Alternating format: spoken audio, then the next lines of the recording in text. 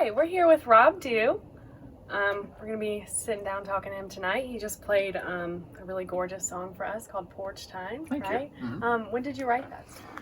I wrote that song, I think it was around 2012 or so. I wrote it for the group I was playing with at the time, the Juniors, which was more of a folk trio with Sam Scollin and our friend Justine Shelton, who lives up in Charlotte now. So. Okay, great. So what was your inspiration for that song? Is it kind of a random? Did it just... No, well, I had a really good friend, and we used to. That was what we did on the weekends. Would hang out on her porch, and they would be like, "Oh, hey, we're having porch time, come on over or whatever." And so I was like, "Oh, that's got a ring to it or whatever." Yeah. And then I'm not there's so many people that around town that we all know and love who you can say, "Hey, write a song about whatever," and they can just churn them out like this.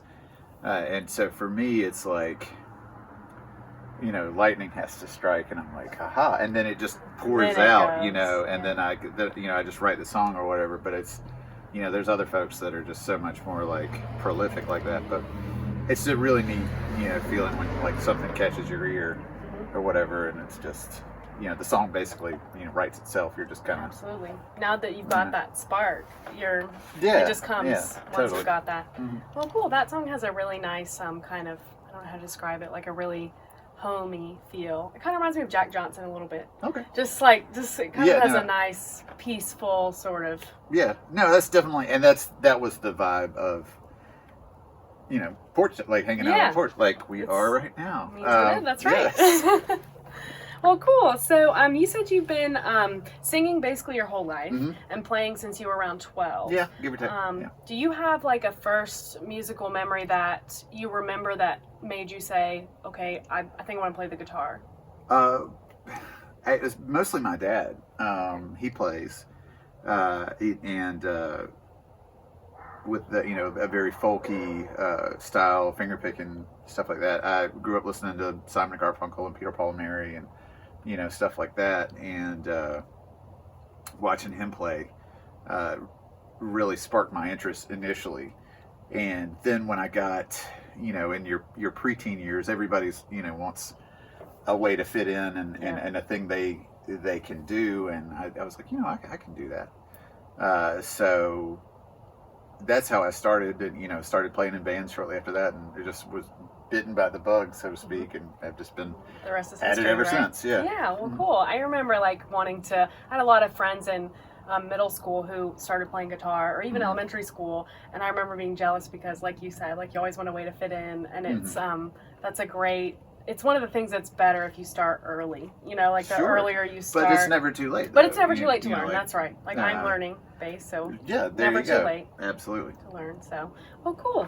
So, your band, Wombat Junction, that you're part of, you said you guys have been together for over 4 years now? Give or take. Yeah. Are you pushing the 5-year mark? Honestly, I don't know that I have a set in stone date that's the anniversary date. Yeah.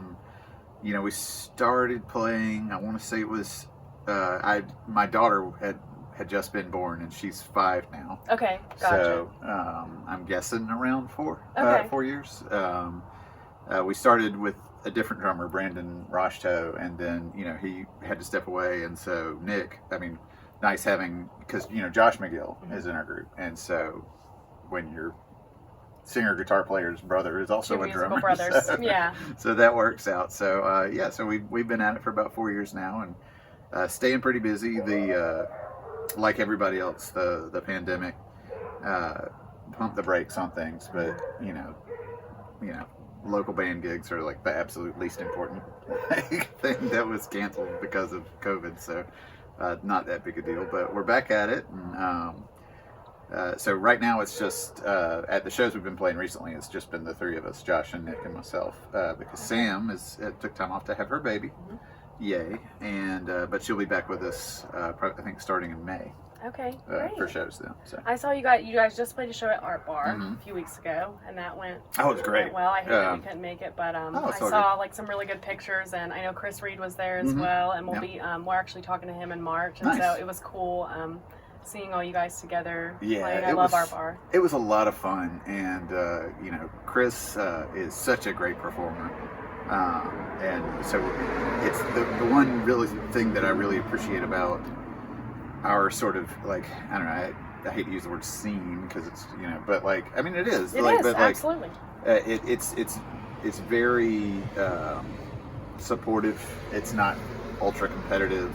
People don't go around and badmouth other groups or musicians. Most people are friends. From what I've like most of us are friends. Bands are friends, or so it's fun to be supportive of each other and celebrate everyone's successes. Absolutely. So, yeah, it's a really good time. And it's cool that gigs are back on, and like I know you said it was like the least, obviously, like in the grand scheme of things. Yeah. But for a lot of people, I mean, that's their career, and that's absolutely. their for a lot of people that is and a lot of like I know sometimes it's hard to explain to people who aren't in the music scene or who aren't musicians that it's not just a hobby all the time. It is your career.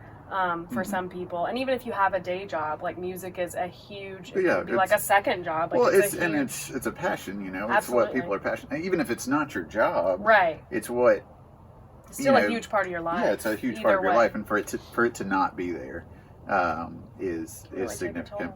Yeah, I mean, we did some virtual stuff like at the warehouse, which was a lot of fun, but it's just different. You know what I mean? Very it's different. not. Yeah.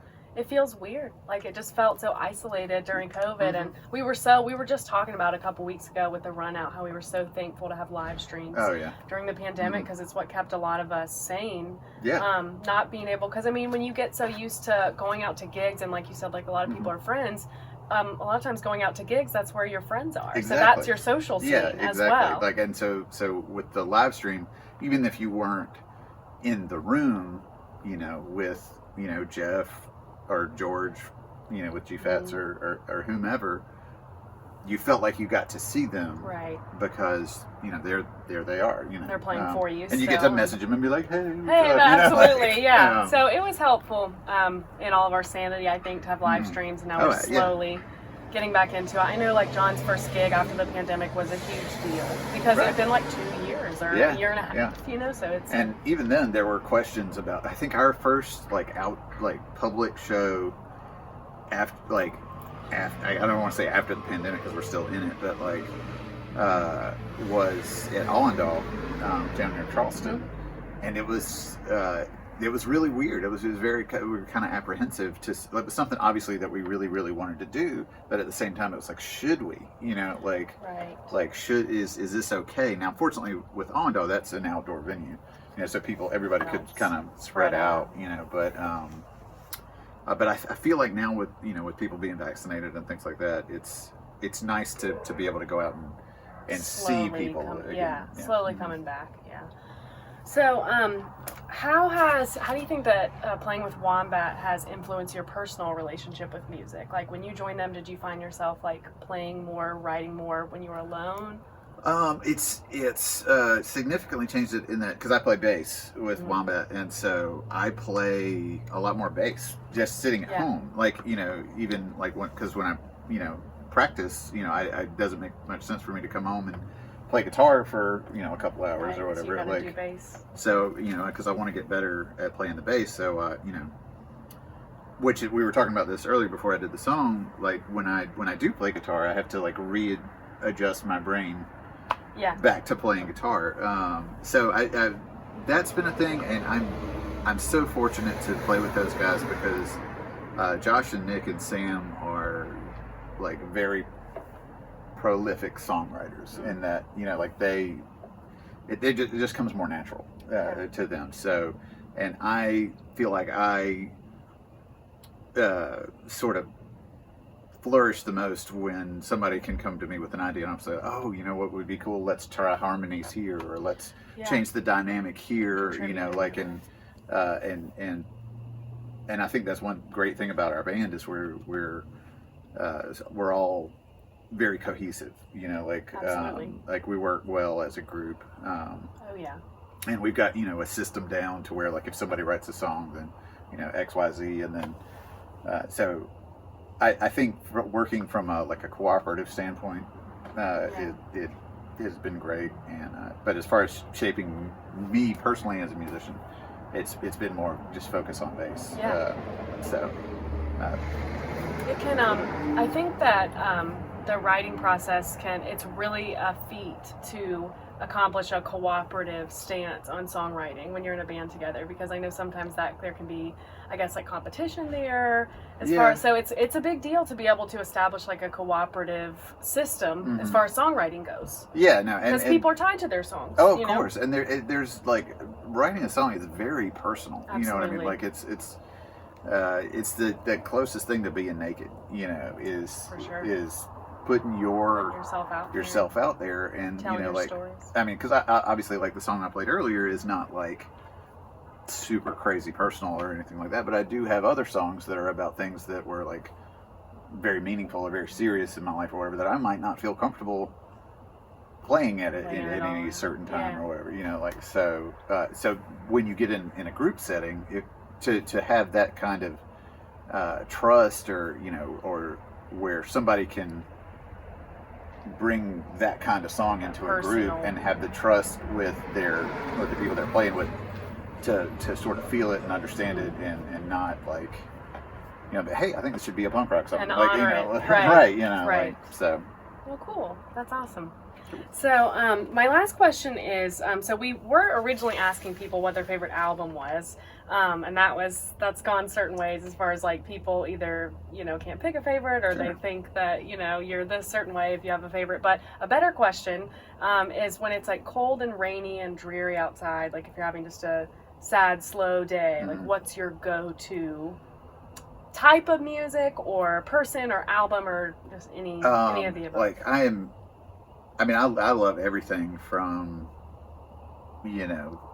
punk rock or to folk music to classical. So I listen to a wide array of stuff, but like rainy afternoon, usually I'll go to like, again, Paul Simon is my big favorite. Bob Dylan, Peter, Paul and Mary, stuff like that. Just super chill, like Sunday afternoon. It's raining, and I don't have a whole lot of super chill anymore because I have a 5-year-old. Yeah. So, yeah.